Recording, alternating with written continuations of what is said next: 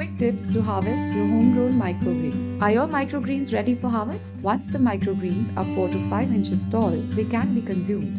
Follow these 5 quick tips to harvest them the right way. Sanitize the harvesting knife or scissors. Microgreens are consumed raw. Hence, it's very important to keep the harvesting scissors very clean. Harvest microgreens early in the morning or in the evening. Most vegetables, including microgreens, tend to be fresher before sunrise or after sunset. Check for strands that still have roots or soil attached to them. Never consume the roots of the microgreens. Harvest microgreens at least 1 inch above the soil surface. Wash microgreens in cold water to retain the crunch and freshness.